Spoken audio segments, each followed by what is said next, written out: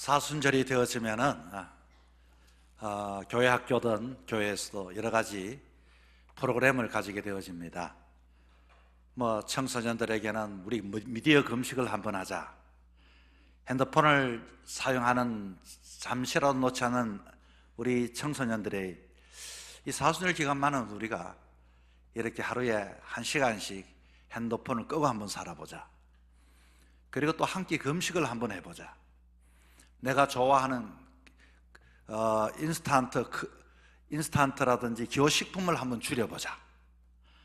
아마 이것은 주님의 고난을 묵상하기도 하고, 또 나름대로 평소 하지 않는 매일매일 한번 기도 시간을 갖기도 하고, 이렇게 사순절에 시간을 가져봅니다.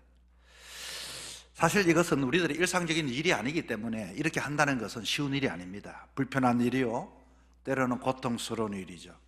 그래서 오늘 이 시대는 1분 1초가 아까운 이 무한 경쟁의 시대에 그냥 가만히 앉아서 이렇게 성경을 보고 기도한다는 것, 이 세상의 눈으로 볼 때는 아주 비효율적인 일처럼 보입니다.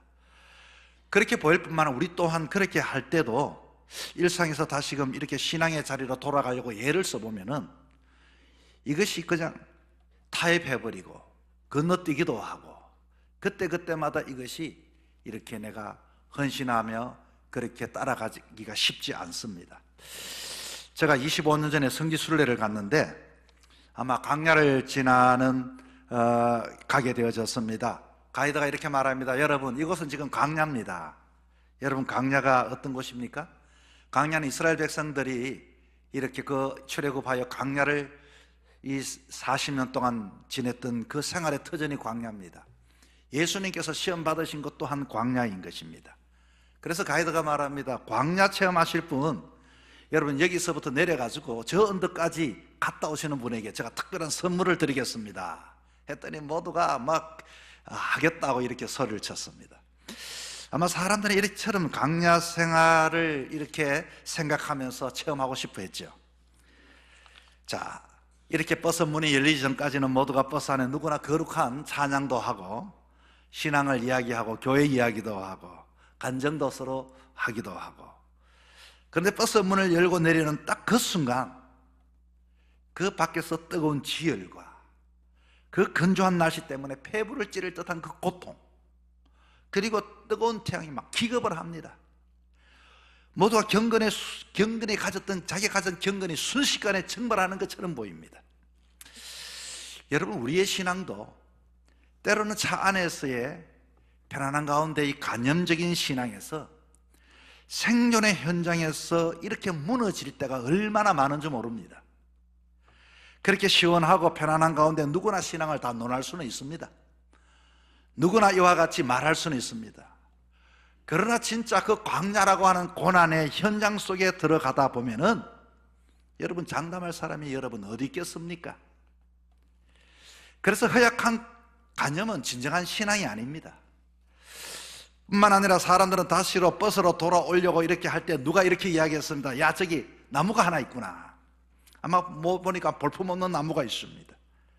근데 사람들이 그쪽으로 쪼르르 쫓아가는데 그 좁은 나무 그늘에 서로 머리를 밀어 넣으면서 시원한 자가 묻기도 하면서, 우리가 평소에는 체면을 지켰던 거룩한 그리스도인이었지만 그 잠깐의 그 태양에 노출될 때 그 말라 비틀어진 나무 밑에 서로 체면이고 지위고 고상한 말투는 아무 의미가 없습니다. 그래서 이 광야라고 하는 것은 나를 포장하던 모든 가식을 강제로 벗겨내는 곳이 광야인 것입니다. 뿐만 아니라 나무 한 그루의 그늘을 차지하라고 옆에 사람을 밀쳐내고 우리 안에 지독한 이기심을 보게 되어지는 것이죠. 평소에는 누구든지 사랑을 외칠 수는 있고 희생을 외칠 수는 있고 믿음을 외칠 수는 있지만 작은 부족함, 작은 결핍, 작은 불편함 속에서는 얼마나 쉽게 우리는 이웃을 밀어내는 존재인가를 깨닫게 되어집니다. 행동경제학자인 샌딜 머라이너스는 결핍의 경제학이라고 하는 책을 썼어요. 사람에게는 뭔가 일상의 삶을 살다가 자기가 부족하고 결핍하면은 인간의 뇌는 그것을 즉각 알아차려서 터널의 시야를 가진다. 쉽게 말 어두운 터널 속에 갇혀 있는 시야밖에 가지를 못한다는 겁니다. 다시 말하면 그 터널의 컴컴한 터널 속에서 살기 위해서 인간은 이성보다도 진리보다도 본능적으로 살아가는 것이 인간이라는 겁니다. 실제로 여러분 터널 안에 들어가 보면은 말씀도 사라지고 신앙의 사람이라 할지라도 기도도 사라지고 자기의 힘든 어려운 그 문제만 사로잡혀서 원망하고 불평하는 것이 우리들의 인간의 본질의 모습인 것입니다. 그래서 이 사순절 기간 동안에 우리는 이런 것들을 체험해 보면서도 진정 내 자신의 나약함을 깨닫고 예수님은 그 광야에서 어떻게 그와 같이 시험을 이기셨는가, 진정한 신앙의 승리자가 되셨는가를 우리는 깨달으려고 합니다. 저도 그런 경험이 있습니다. 미국 유학 시절에 IMF 시절 물론 돈이 없고 공부 영어도 부족했고 모든 형편이 다 어려웠습니다. 그러나 저는 목사 아닙니까? 그리고 저는 또한 목사였지만 공부하러 왔고 그 순간부터 저는 이 목사였지만은 교회 가서 신앙에 헌금하는 생활이 인색해지기 시작한 것입니다. 나는 돈 없는 목사인데 난 당연히 그렇게 해도 되는 것으로만 여겼습니다. 내가 지금 형편이 어려우니 예배에 등한하게 여겼습니다. 지금 공부할 때니 여기 공부하러 왔지 내가 예배 드리러 왔나? 그 순간부터 저는 저의 본질을 잃어버리기 시작했습니다. 우리 그리스도인들도 마찬가지입니다. 내가 경제가 어려워지고 환경이 어려워지는 우리의 본질을 잃어버리고 거기에 끌려갈 수밖에 없습니다. 그때 하나님이 저에게 주시는 말씀이 마음이 있었습니다. 너 여기 왜 왔느냐? 너는 누구냐? 저는 좋은 목사가 되기 위해서 여기 왔습니다. 더 좋은 목사, 쉽게 말하면 더 선진적인 목사가 되기 위해서. 여기가 바로 너의 훈련의 장소이다. 여러분, 진짜는 궁핍한 가운데, 부족한 가운데 진짜가 만들어지게 되는 것입니다. 그런데 사람들은 그것을 모릅니다. 우리가 어렵고 힘들면은 그 터널의 시야에 갇혀서 자기의 본질과 정체성을 잃어버리고 현장 그 사세만 바라보고 그렇게 살아가는 본능적인 인간의 모습 말입니다. 여러분, 우리 인생은 연약할 때도 있고 가난할 때도 있고 병들 때도 있고 힘들 때도 있고 바쁠 때도 있습니다. 그를 한번 생각하셔야 합니다. 지금은 진짜 내가 되는 진짜 훈련받는 시간이구나. 광야에서 대부분의 사람들은 가장 먼저 하나님의 자녀라고 하는 정체성을 잃어버리게 되는 겁니다. 오늘 본문은 위대한 사역을 시작하려는 찰나도 예수님도 마찬가지로 광야에 계셨습니다. 그리고 41일 굶주리셨습니다. 극한의 결핍 속에 찾아왔던 달콤한 그들을 어떻게 주님은 이겨낼 수 있었을까요? 여러분, 앞으로 우리들의 삶은 더 어려워지게 되어질 것입니다. 더 환경이 우리를 좌우하게 되어질 것입니다. 여러분은 누굽니까? 진짜 여러분의 믿음을 지킬 자신이 있습니까? 오늘 본문을 통하여 어떻게 예수님은 그 결핍의 부족함의 환경 속에서도 믿음을 지키고 결핍의 시대 속에 우리에게 오는 도전은 무엇인가를 살펴보고자 합니다. 첫째는 광야의 결핍에는 떡이 아니라 하나님의 말씀을 붙잡아야 합니다. 그런데 이게 쉽지가 않습니다. 왜 그렇습니까? 마귀가 광야에 예수님께 던진 첫 번째 유혹, 쉽게 말하면 야, 여기 떡이 있으니 떡 먹으라가 아닙니다. 너가 만일 하나님의 아들이어든, 여러분 이 말은 굉장히 교모하고 모욕적인 말입니다. 너가 하나님의 아들인데 이렇게 굶고 있느냐, 그 말인 것입니다. 광야를 맞이했지요. 굶주림과 궁핍과 부족함의 이 상황 속에 예수 믿는 사람은 예수 믿으면 모든 것들이 넉넉하고 부유할 줄 알았는데 예수를 믿는 가운데 이런 궁핍을 만날 때, 여러분 이 광야를 맞이할 때 말입니다, 너희 형편을 보라, 이게 하나님의 아들의 모습이냐라고 이렇게 비아냥거리는 이 모습들, 때로는 우리는 삶을 예수 믿으면서 삶을 살아갈 때 주변에서 그런 이야기를 직접 듣지는 않지만 느끼게 됩니다. 아이고, 저 사람 예수 믿으면서 사는 것이 저것밖에 안 돼. 능력이 있다면, 하나님의 아들이라면 너도 이 돌을 떡으로 만들어 봐라고 하는 이 유혹 말입니다. 사탄은 예수님께서 너가 만약 하나님의 아들이어든 이 돌들을 떡이 되게 하라, 잘 살아야 하지 않겠느냐? 떡의 문제가 여러분 가볍지가 않습니다. 누구나 한 번쯤은 다 배고픈 시절을 우리는 다 겪어봤습니다. 먹고 살기 어려웠던 시절, 주머니가 비어있던 순간, 남들 앞에 작아질 수밖에 없던 그 기억들, 그때는 여러분 단순히 배가 고픈 건 나 혼자만 아는 것이 아니라 사람들이 내가 배가 고프고 이와 같이 나약하고 주머니에 아무것도 없으면 나를 어떻게 생각합니까?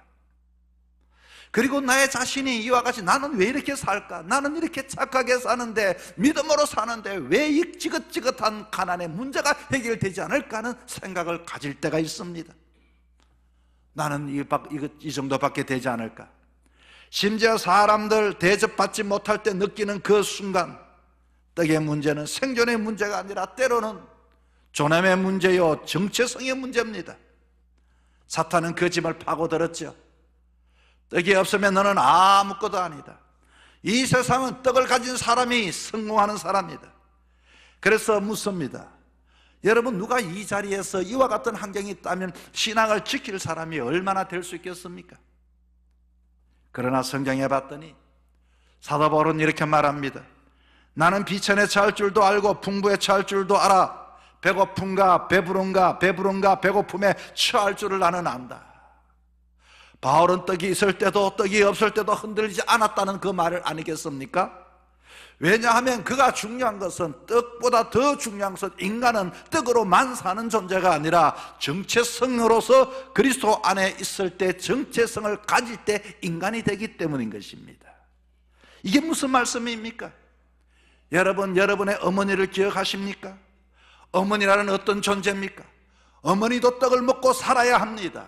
어머니도 떡을 먹어야 생존이 됩니다. 그러나 어머니는 떡을 먹고 사는 것이 아니라, 어머니는 자기가 먹고 싶은 떡을 자기 입으로 주는 것이 아니라 자기가 포기하여 가족을 먹여 살리고 자녀에게 줌으로 자기는 희생하고 헌신함으로, 자녀들은 말합니다. 우리 어머니는 먹지 않아도 사는 사람인 줄 알았다고 나중에 그렇게 고백하지 않습니까?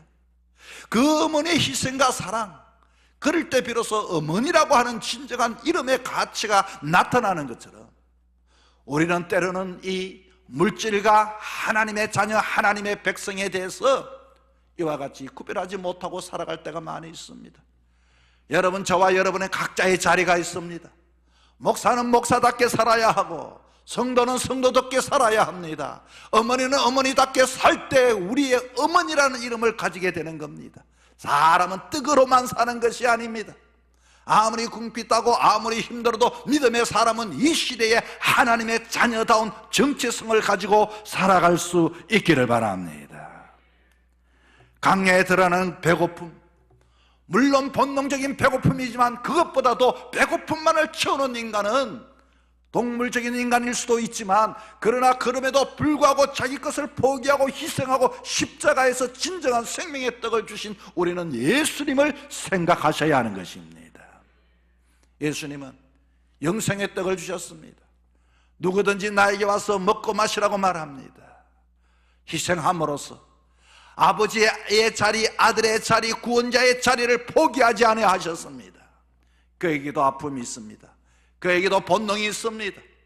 그러나 본능으로만 산 것이 아니라 구원자로서 살았고, 어머니는 우리 시대에 이와 같이 가정의 어머니의 자리를 지켰고 가정이 일어나게 되어졌고, 우리 또한 이 시대에 믿음의 정체성을 잃어버리지 마시고 떡으로만 사는 것이 아니라 믿음의 신앙의 정체성을 가지고 살아갈 수 있는 저와 여러분의 삶이 되기를 바랍니다. 둘째는, 강야의 결핍이 우리에게 유혹하는 것이 뭔지 아십니까? 헛새입니다. 우리가 결핍 속에 사람들은 헛새가 자꾸 생겨나게 되는 겁니다. 부족한 사람은 자꾸만 보여주려고 말합니다. 마귀는 예수님을 성전 꼭대기에 데려갔습니다. 모든 사람이 그를 쳐다보기 시작했습니다. 너가 만일 하나님의 아들이건 뛰어내리라. 끊임없이 속삭입니다. 너가 사람들에게 무시당하지 마라. 너는 이런 사람인 것을 사람들에게 보여줘라. 너 가치를 증명해줘라. 우리가 참으로 가난하고 없던 시절에 우리 안에 지독한 결핍이 있을 때 때로는 그 결핍을 감추기 위하여 때로는 허영적인 삶을 살았습니다.